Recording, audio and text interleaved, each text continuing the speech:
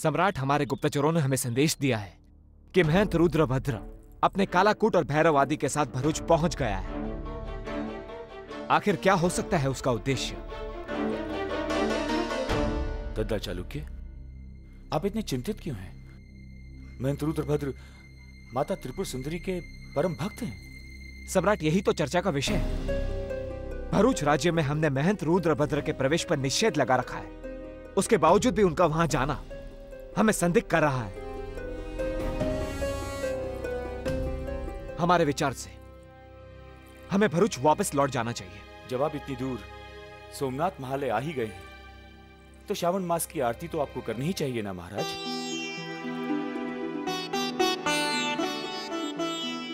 आप ठीक कह रहे हैं, जैसे आपकी आज्ञा।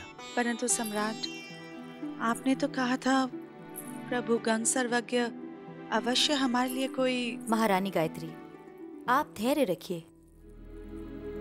गंग प्रभु की बातों में गूढ़ रहस्य छुपा रहता है, और आप ही ने तो बताया था कि प्रभु ने आपको आरती में मिलने को कहा है। महारानी, सम्राट वल्लभदेव और महारानी विजयलक्ष्मी बिल्कुल उचित कह रहे हैं। हमें शिव पूजा छोड़कर नहीं जाना चाहिए। और शोभा भी तो कितने उत्साह से यहाँ पर आई थी। यदि हम भरूच वापस लौट गए तो शोभा भी दुखी हो जाएगी। आप चिंता ना करें, हम अपने गुप्तचरों को महंत रुद्रभद्र की गतिविधियों पर सूक्ष्म दृष्टि रखने का आदेश दे देंगे।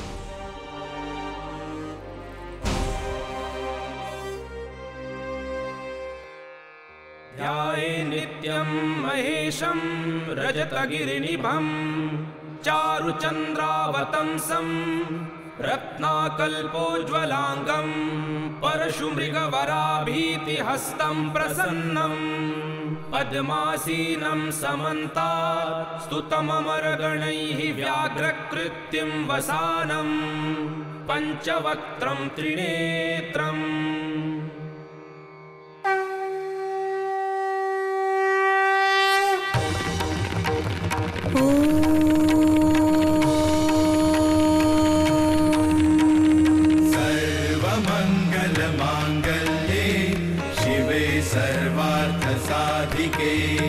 शरण्ये त्र्यंबके गौरी नारायणी नमोस्तुते।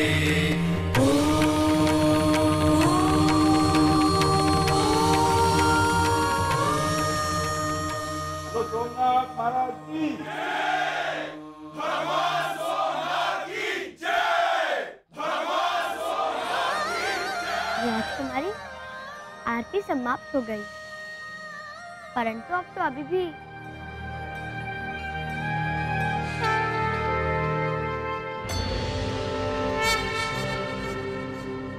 क्षमा सर्वज्ञ प्रभु।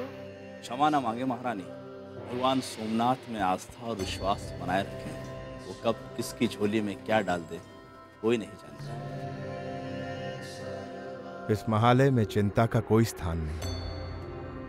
भगवान सोमनाथ का प्रसाद पाओ और चिंता मुक्त हो जाओ।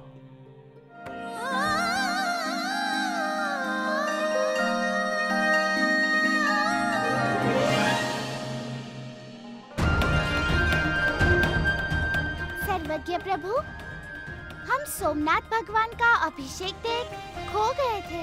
जिसके मन में सच्ची भावना और भगवान के लिए सच्ची भक्ति भरी, सिर्फ वही सबके बीच रहते हुए भगवान से सीधा संपर्क बना लेते हैं। तुम्हारी एकाग्रता ने मेरे मन को और अधिक प्रसन्न कर दिया है। सर्वज्ञ प्रभु, हम आपसे कुछ पूछना चाहते हैं। अवश्य पूछो पुत्री। क्या भगवान सोमनाथ हमारी इच्छा पूरी करेंगे? भगवान सोमनाथ सबकी इच्छा पूर्ण करते हैं पुत्री। तुम उनसे सच्चे हृदय से कुछ भी मांगोगी, वे अवश्य देंगे।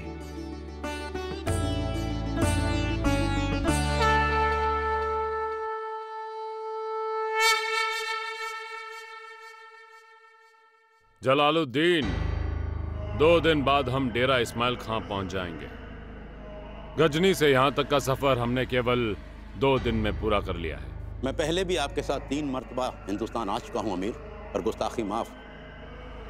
इस बार आप जिस तेजी में हैं वो मैंने पहले कभी नहीं देखी। उसकी वजह है सोमनाथ और उसका बेशकीमती खजाना, जिसे लूटना मेरी जिंदगी का सबसे बड़ा मकसद है और मेरा सबसे बड़ा ख्वाब।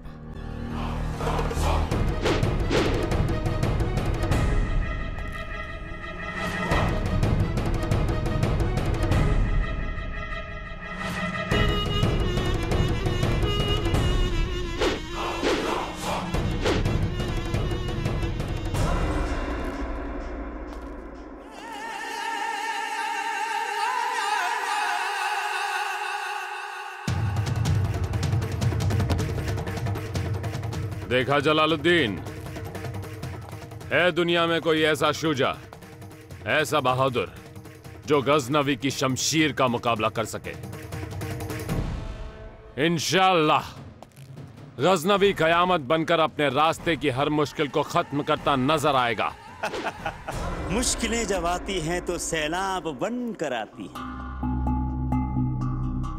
और सैलाब अपने साथ बस्तियां बहा कर ले जाता है गजनवी। गुस्ताख, कौन है तू और तेरी हिम्मत कैसे हुई महमूद गजनवी के सामने? गजनवी, चढ़ा है तुझ पर दौलत का खुमार, छीन लेगा तुझसे खुशियां हजारों हजार। गुस्ताख, तेरी ये जुर्रत, मां बदौलत के खेमे में घुसकर ऊल जलूल बकने की हिम्मत कैसे हुई तेरी? दफा हो जा यहां से वरना। चढ़ा है तुझ पर दौलत का खुमार, छीन लेगा तुझसे खुशियां हजारों हजार। बदबख्त, बदजुबान, पागल। हाँ, बदबख्त, बदजुबान, पागल फकीर हूँ, पागल फकीर हूँ। हकीर नहीं, माजी नहीं, मुस्तकबिल देखता हूँ, और सामने है तेरा मुस्तकबिल, तेरे सामने है। पागल फकीर, अब अगर तूने एक लफ्ज भी अपनी जुबान से निकाला तो मेरी ये शमशीर तेरे खून से तर नजर आएगी। खून? खून टपकेगा तो जम जाएगा गजनवी, जम जाएगा। चढ़ा है तुझ पे दौलत का खुमार, छीन लेगा तुझसे खुशियां हजारों हजार, हजारों हजार, हजारों हजार, हजारों हजार, हजारों हजार, हजारों हजार, हजारों हजार, हजारों हजार, हजारों हजार, हजारों हजार, हजारों हजार, हजारों हजार, हजारों हजार, हजारों हजार, हजारों हजार।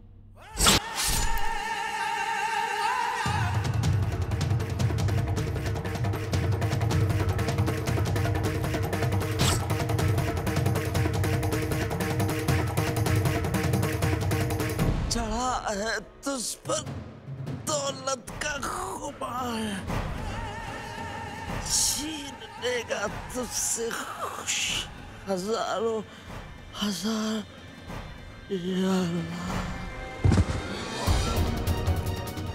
या अल्लाह, खैर। सुल्तान हजरत, ये क्या किया आपने? ये तो यहाँ के बहुत बड़े पीर फकीर थे, लोगों को उनका मुस्तकबिल बताते थे। बताता होगा बाबा हजरत, लेकिन गजनवी गजनवी है। उसने ना माजी को जानना चाहा, ना हाल को, और ना ही मुस्तकबिल जानने की ख्वाहिश है। इसने हमसे गुस्ताखी करने की जुर्रत की है, और जो हमसे गुस्ताखी करेगा उसका यही हश्र होगा बाबा हजरत। हमें अपने मुस्तकबिल की नहीं, ऐसे नजूमे की जरूरत है जो हमें सोमनाथ की बेशुमार दौलत का नजारा करा सके। यकीनन आलीजा, ऐसा नजूमी है जो अपने फन में इतना माहिर है कि उसका कोई सानी नहीं। आप उसे यहां लेकर आइए बाबा हजरत।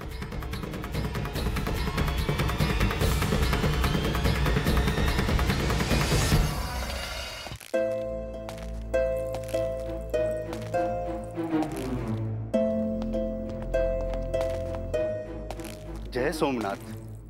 प्रणाम महाराज। बोलिए आदिनाथ जी, आपके गुप्तचरों ने महंत रुद्रभद्र के बारे में क्या पता लगा है? महाराज आज पूर्णमासी है। आज की रात वो तनकारिया गांव में देवदासी चुनने जा रहा है। क्या? तनकारिया? इसका अर्थ ये हुआ कि वो पाखंडी है। नहीं, ऐसा कभी नहीं हो सकता। हम ऐसा कदापि नहीं होने देंगे। क्षमा कीजिए महाराज, आवेश में आकर। नहीं आदिनाथ जी, अब उस पाखंडी की बातों पर विश्वास नहीं किया जा सकता। आप तुरंत अपने गुप्तचरों और विशेष सैनिकों को तंकारिया गांव भेज दीजिए और उन्हें सूचित रहने का आदेश दे दीजिए। और यदि वो कोई अवैधानिक कार्य करता हुआ दिखाई दे, उसे तुरंत बंदी बना लिया जाए।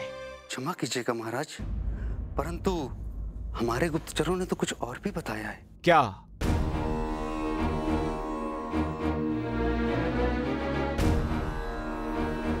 बोले आदिनाथ जी, बात क्या है? आप चुप क्यों हो गए? वो महाराज, महारानी इंदुमती जी।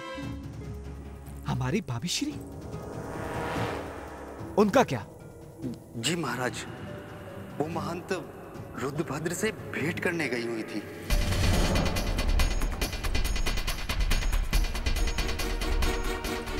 क्या बोल रहे हो आदिनाथ? सत्य कह रहा हूं महाराज। समाचार की पुष्टि के पश्चात ही मैं आपके सामने। सेवक, महाराज, तुरंत भाभी श्री को सूचना दी जाए कि हम उनसे मिलने आ रहे हैं। महाराज।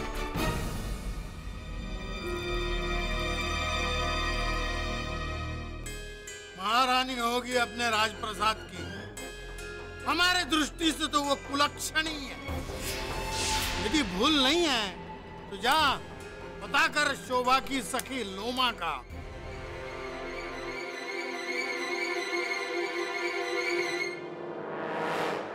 भाभी श्री। देवर जी, आप आइए आइए, बैठिए, आसन ग्रहण कीजिए। मैं तो आप ही के पास आने वाली थी। क्या करूं, इनके लिए औषधि भी तो मुझे ही पीसनी पड़ती है। आप महंत रुद्रभद्र से भेंट करने गई थी और आपने हमें सूचित भी नहीं किया। देवर जी को कैसे मालूम कि मैं रुद्रभद्र से? बोलिए, उत्तर दीजिए, आप चुप क्यों हैं?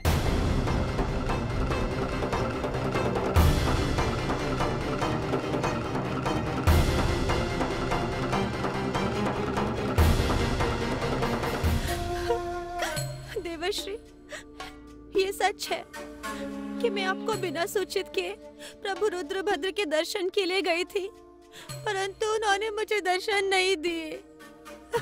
भाभी श्री, आप जानती हैं, महंत रुद्रभद्र एक तांत्रिक पाखंडी है जो बुरी आत्माओं के द्वारा तंत्र विद्या करते हैं। यह सब जानने के बावजूद भी आप उनके पास? ऐसी कौन सी आवश्यकता आन पड़ी थी जिसके कारण आपको? आवश्यकता? देवर्श्री, आप मुझसे ये प्रश्न कर रहे हैं जिसका हृदय बरसों से छन्नी छन्नी हो रहा है।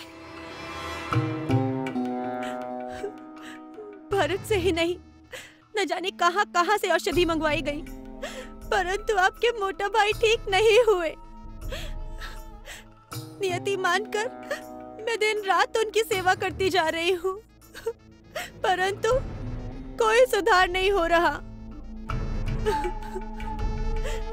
जब मैंने महंत रुद्रभद्र के बारे में सुना तो मैं इसी आशा से उनके दर्शन के लिए गई थी कि संभवतः मेरा सुहाग। सुहाग?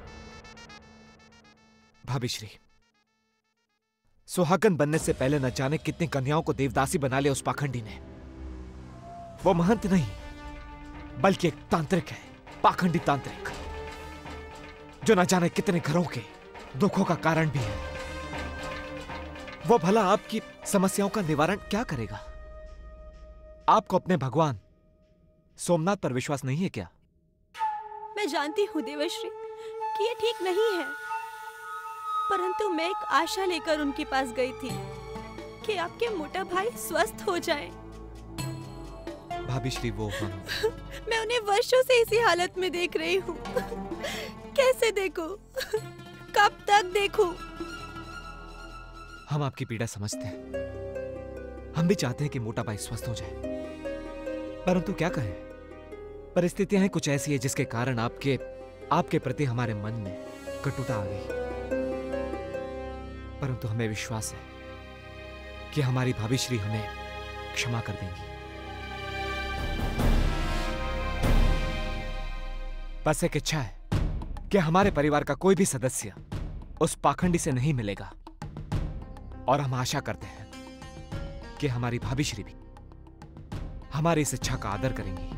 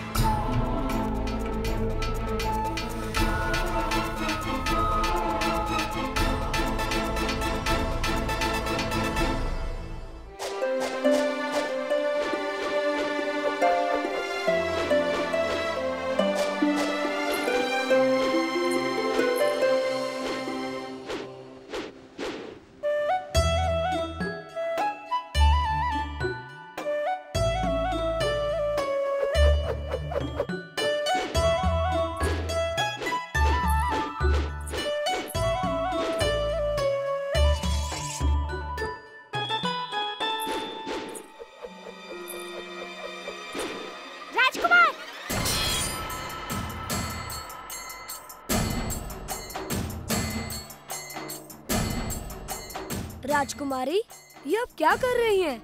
ये गुड्डी गुड़िया नहीं, शस्त्र है शस्त्र। चोट लग जाएगी तो खून निकल आएगा। अच्छा, तो शस्त्र के केवल आप लोग ही चला सकते हैं, कन्या नहीं? देखिएगा, हम भी एक योद्धा बनेंगे। आज आपको क्या हो गया राजकुमारी? कल सर्वज्ञ प्रभु ने हमें शत्रु से अपना देश बचाने के लिए आदेश दिया है। इसके लिए हमें शस्त्र विद्या तो सीखनी ही पड़ेगी ना। अच्छा, तब शस्त्र विद्या सीखकर शत्रुओं पर आक्रमण करोगी? और ये सब सर्वज्ञ प्रभु ने आपसे कहा? हाँ, सर्वज्ञ प्रभु सदैव कहते हैं कि हम अपने देश को बचाएंगे। देश को बाद में बचाना शोभा, पहले अपनी सखी को तो बचा लो।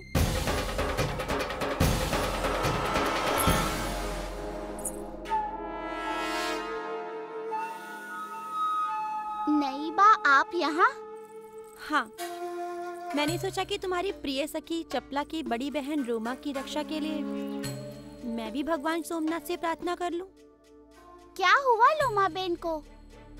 अभी अभी हमें पता चला है कि त्रिपुर सुंदरी के परम भक्त रुद्रभद्र प्रभु तुम्हारी सखी लोमा को उसकी इच्छा के विरुद्ध देवदासी बनाना चाहते हैं।